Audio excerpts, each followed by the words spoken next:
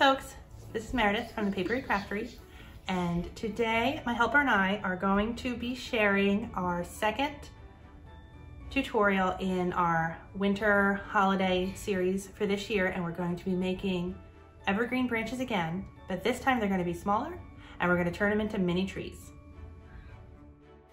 The supplies for this project are pretty basic as far as quilling goes. You're going to need a brown paper for the branches. I'm using light brown from Quilled Creations. You'll also need a green for the needles, and this is leaf green from Craft Harbor. If you have tacky glue, that would probably come in handy, but it's not necessary, but you will need some sort of glue, so I also have Elmer's here. A work board of some kind will come in handy, or a thick piece of cardboard.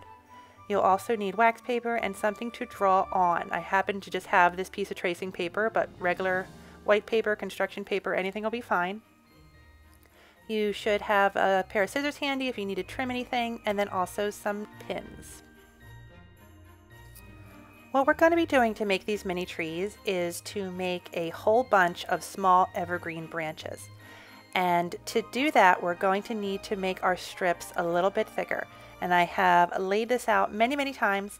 I will link to the previous video about exactly how I go about this, but we want these strips to be nice and sturdy. We need our branches to be sturdy, and we need our needles to be nice and thick and have some strength to them.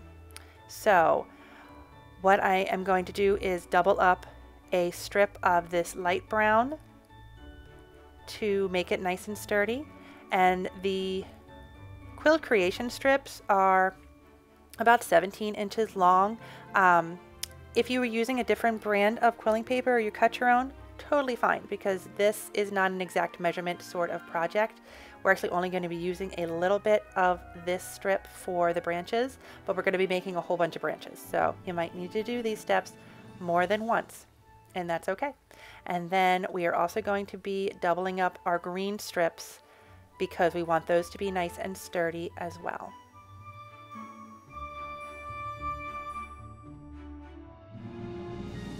These green quilling strips from Craft Harbor are about 22 inches long. So when we fold it, it'll be about 11 inches long. Could be using this whole strip for each individual evergreen branch. So we're going to need to make a whole bunch of these as well. If you want to make a bunch of branches and a bunch of these green strips at once, you can always do that. So then you can build all your branches after.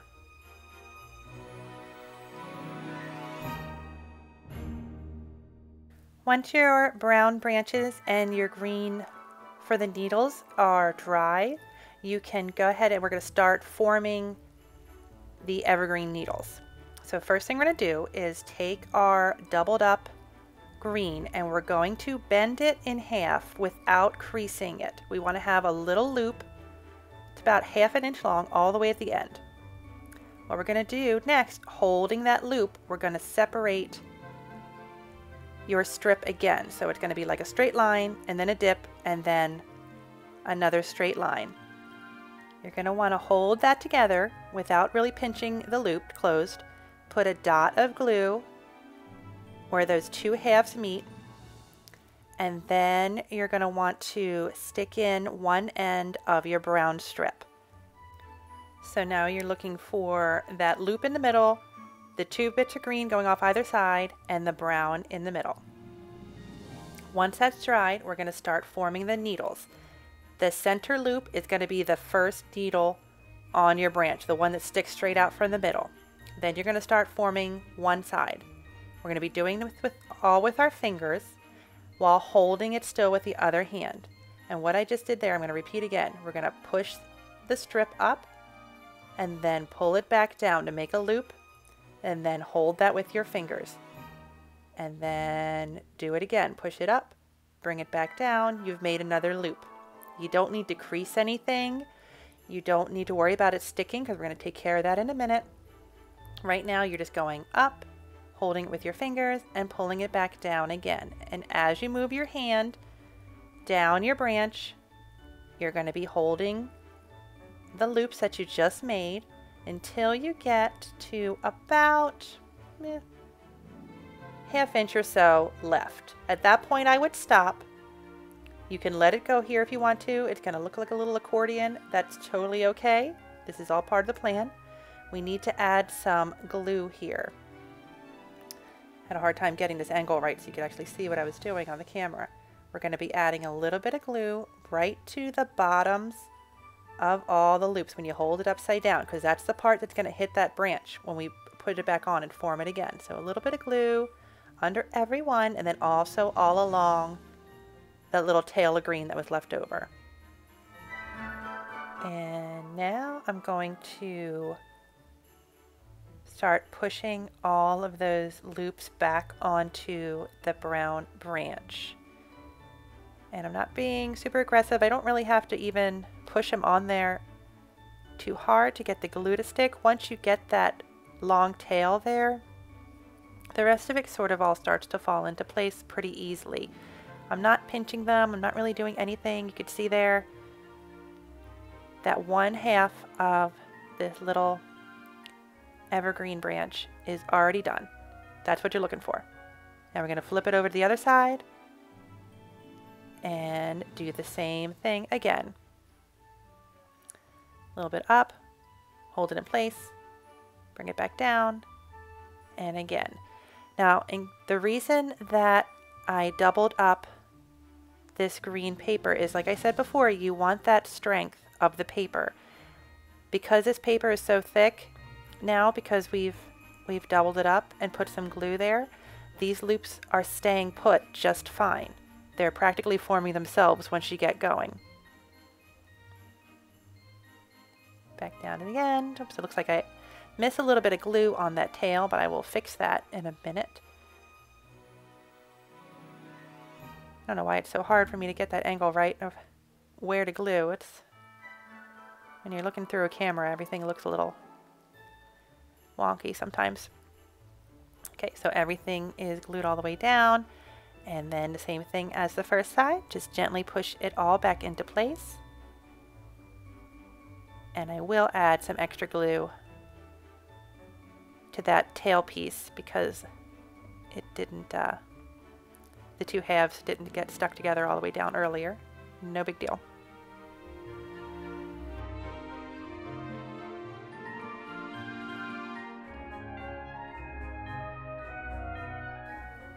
Once all your loops are in place, you can smooth it out a little bit, maybe give it a little bend. If you have a lot of extra glue, don't be afraid to wipe that away.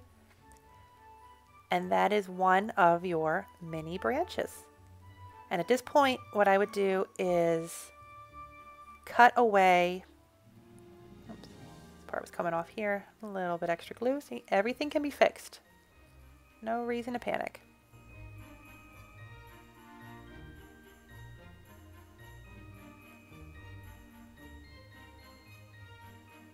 There we go. A little bit better. So at this point, that is one of your little branches, but we don't need all of that extra brown on there. So I'm going to go ahead and snip that off. And the reason we have left all that green on there and didn't cut it even shorter is because when we form our trees in a minute, you'll see why. You're going to need a little bit extra length.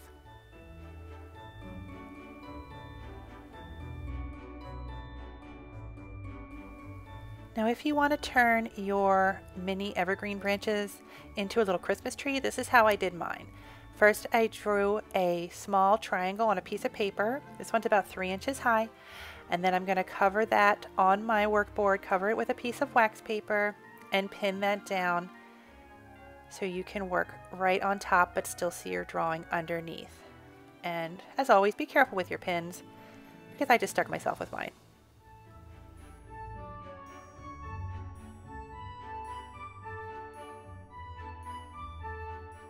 Once you have your template drawn, you can start building your tree. And there's no exact science to this. Depending on the size of your little branches, everyone might be different. So I'm just going to show how I build mine. And I've done this a number of times and it always sort of works out the same.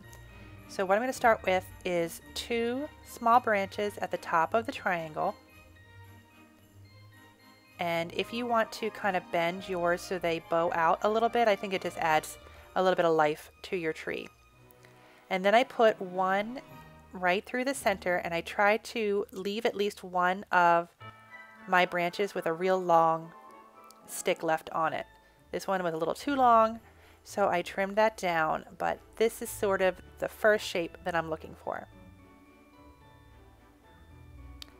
Then I'm going to kind of fill in the bottom of the rest of the triangle. I should have mentioned I'm going to be doing this in 3 layers, so it's not going to look as full right now as it will at the end. So you just kind of go with it and see what happens. After the middle one, there's going to be 2 on the side, and then I'm going to put 2 more in those empty spaces towards the bottom. And then once I have everything positioned where I like it, I'm going to be using some tacky glue just to kind of, wherever the branches meet, just to kind of make sure that they all stay together.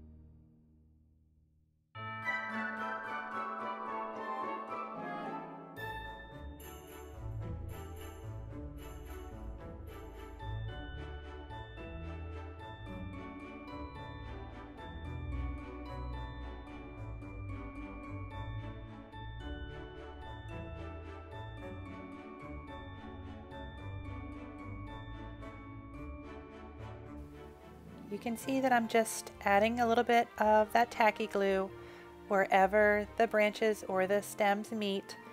I'm just using tacky glue just to kind of make this go a little bit quicker.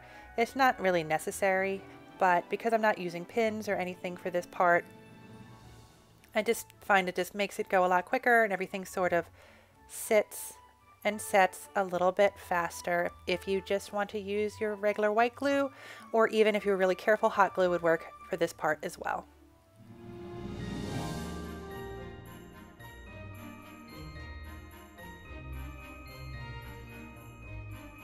After you have your first layer done, you can move on to the second layer. And there's not an exact science to this part either, because again, it's going to make a difference on how long your individual evergreen branches are. But the keys to making this look realistic is to bend your branches out a little bit and to start your second layer a little bit lower than the top of the first layer. It's sort of hard to see in this video because everything's the same color. When I'm through making the tree, I'm going to show from the side what that looks like, and it'll make a little bit more sense. But I didn't want to show every single second of this in real time because it's just a lot of me rearranging and gluing, and you sort of get the picture to that part. But again, this is just the second layer of 3 to this tree. So I just moved everything down a little bit and filled in some spaces just to make it look a little bit more full. And then after I get that attached wherever it meets another branch, I'm going to move on to the third layer. It's going to look very similar, except it's just going to be a few branches this time, and it's going to move down again just a little bit. I think if you've been keeping track, I used 15 branches for this tree. There was 7 on the bottom layer, 5 on the middle layer, and then 3 here on the top just to fill in those last couple of spaces.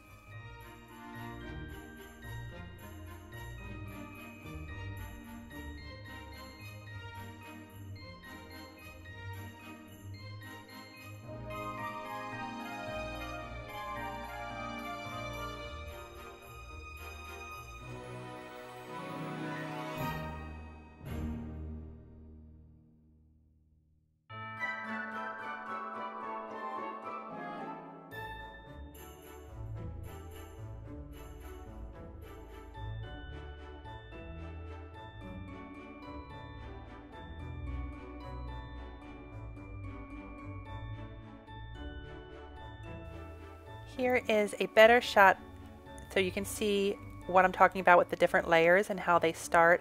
They're kind of shingled on each other. The top layer is lower than the other two, then you have the middle layer, and then you have that back layer is all the way towards the top. I just think this adds a little bit less bulk to the entire tree. It just makes it look a little bit more natural, because you know, you picture the top of a tree, all the weight of the tree is not exactly the same. It's always thinner at the top. This gives the illusion of that happening, and it's also really helpful for when you start putting some decoration on your tree. Speaking of decorations, I just wanted to show a couple quick options of ways that you can add some quilled decorations, like I said, to these little trees, make them look a little bit more festive for the holidays. One thing you could do is just simply to make very small, very basic snowflake type shapes. And to do that, what I do is I trim down a piece of white quilling paper. Usually what I only have on hand is 1/8 inch, so if I ever need something really thin, I just trim it in half. So I just did that, and then glued 8 little tiny, they're about 1/2 inch strips on top of each other in a little star or snowflake shape, and I'm going to use those to decorate my tree.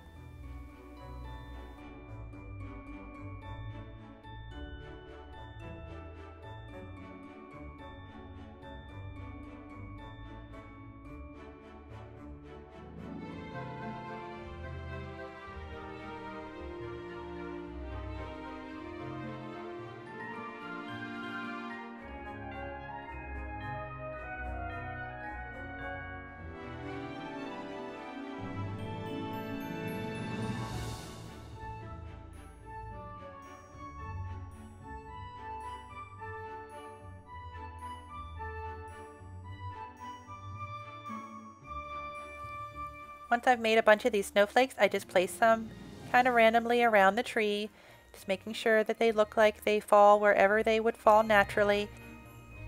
And I don't know if you notice here, I did put 5 on the little art or design tip. I don't know if I've ever mentioned this, I probably have.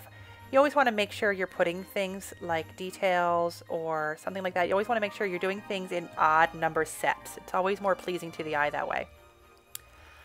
Anyway, here is another tree that I've made the same way, and this time I used thin pieces of red that I crimped on a quilling paper crimper, and I made this little bow for the top. That's just a couple of teardrops with a thin piece wrapped around and then hanging behind. And there is a good look from the side, and you can see another benefit of having those branches kind of shingled is that whatever you put on top as your decoration can sit right in that spot. And here is a third option. This one is made with an angel and some little kind of ball type decorations. That's made with a gold trimmed paper. If anybody is really interested in the exact details about how I made the bow or the angel, let me know in the comments and I will try to get a quick video out with more information about that.